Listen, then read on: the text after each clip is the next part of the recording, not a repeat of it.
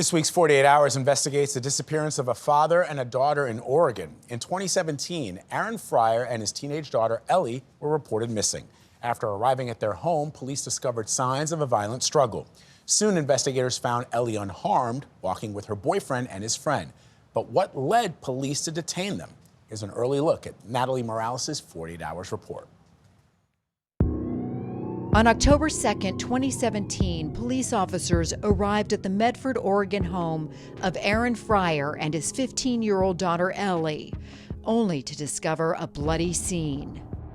Lead detective Bill Ford. We treated it as a missing person, serious assault. Everyone was out looking. Soon, Ellie Fryer was found. She was walking with her boyfriend, Gavin McFarland. They were with Gavin's friend, Russell Jones. You have ID with your name on there? No, I don't. All three were detained and brought in for questioning. Yeah, I have nothing to hide. So. Russell Jones surprised Detective Ford by claiming that Aaron was dead and that Gavin had killed him in self-defense. Then he led detectives to Aaron's body. Right here in this green car. But when Russell was returned to the interrogation room alone, he began taunting investigators. You're listening in on my conversations, aren't you? This, I imagine, got everybody to stop what they were doing and gather around the monitor and watch this. That's what you do. I can still twist your little mind. Don't piss me off. For her part, Ellie was telling investigators Russell was responsible. I believe that Russell's the one that killed my father. But when Gavin McFarland was questioned, he pointed at Ellie.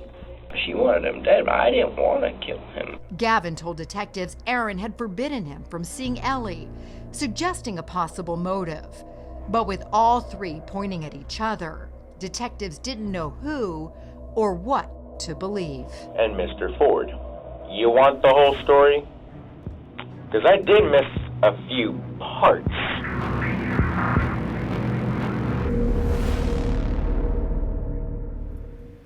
And Natalie joins us now. Natalie, good morning. Good morning, the question Vlad. here is, why did Ellie's father, Aaron, want to keep Ellie and Gavin apart? But just in that 2 minutes, I can understand why. What'd you learn?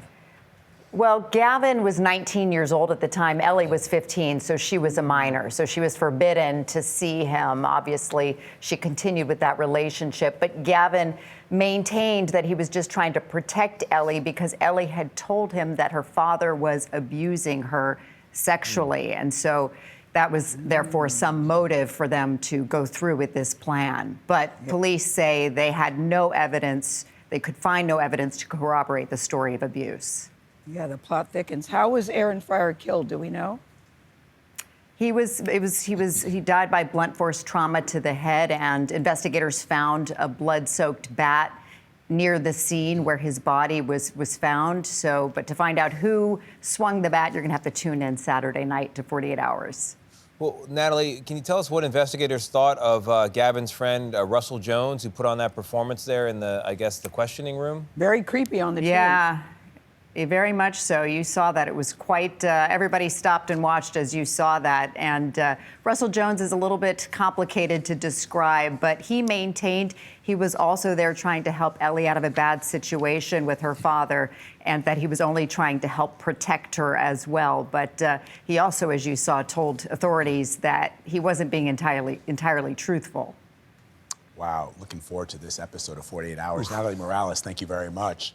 You can watch Natalie's 48 Hours report, First Love, Then Murder, tomorrow night at 10, 9 Central, right here on CBS and streaming on Paramount+.